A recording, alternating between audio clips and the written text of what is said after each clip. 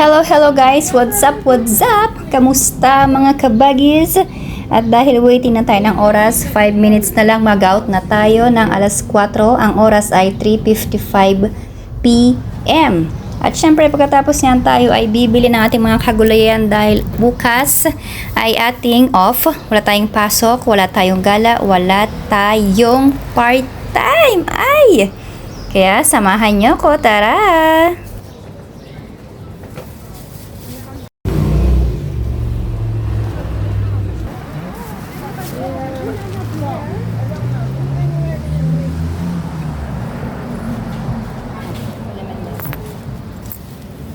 Sa tapat lang ito ng Abel Pizza, dun sa papuntang Union Bank. Yan, malapit sa Orthodox na simbahan. Pauwi na tayo. Kainin na.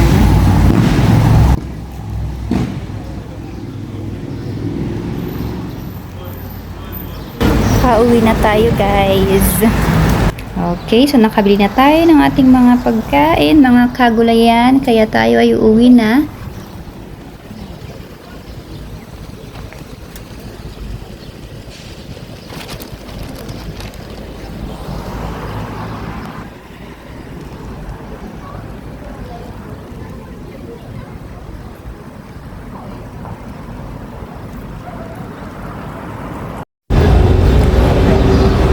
Dito na tayo, guys. Ito yung gate sa aming papuntang tahanan. Mag-park lang tayo. Wait. Ayan, isara na natin ulit. At ito, ipadlock din natin.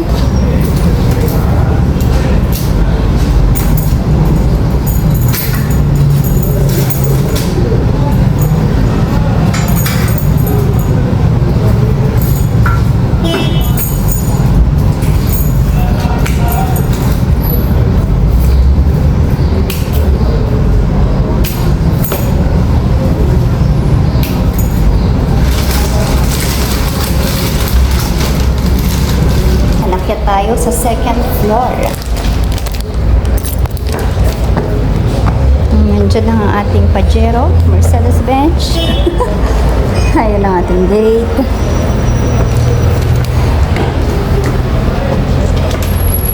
Nabigat-bigat ang ating mga pinarili.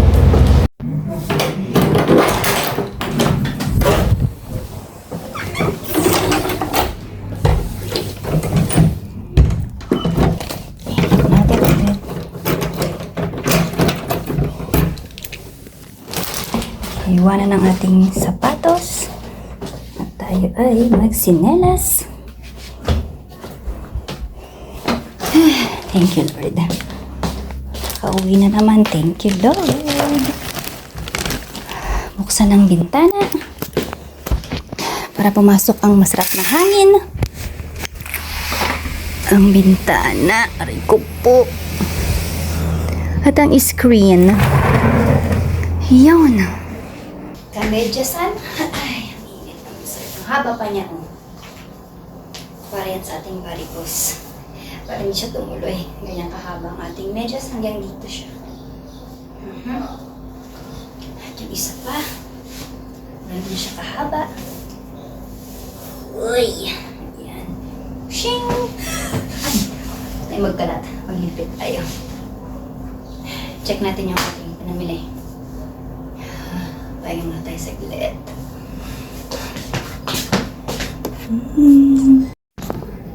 Okay guys. Tingnan natin yung mga pinamili nating kagulayan. Medyo mura siya sa part na yun. Samahan niyo ko. Medyo mura-mura siya. Ayan, ito yung talong na 4 na piraso. Medyo malaki naman siya. Mga ganyan siya, oh. 50 lek. Yung mga natatandaan ko lang yung mga. Tapos ito free. Binigay sa akin ni Kuya. Free. Ito, libre din. Ano ba tawag dito? Parsley ba to? Comment nyo nga guys kung anong dahon-dahon to. Okra. Napakaliit niya guys. Ito, isang subo. Kulang pa nga sa isang subo ko to. Oh my godness.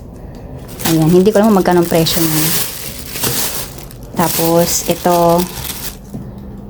Tsaka yung mga sibuyas. Yan, sibuyas. Mga 20 yan. 20. Yun lang pala. Ay, may kamatis pala. Hindi ko alam na kung magkano. Basta yan, kamatis, yung bell pepper, tapos itong onion. Saka ito, yan ay nagkakahalaga ng okra. Ayan, 120 like lahat yan. O, diba? Nakatipid ba tayo? Feel ko naman. Tapos, ito kasi isa pinagbilhan natin. Kaya merong nilibre si Kuya na ano pa to? Patatas. At yan. Tapos, ito sa kabilang tindahan. Ito ay 50. So, napatak siguro siya ng mga 200 like. Ay, anong magandang luto nito? Hindi ko alam. Baka prito ko na lang siya sa olive oil. Hindi naman yun the best among the rest. Ano daw? Sige muna guys, magpapahinga muna tayo. Babush!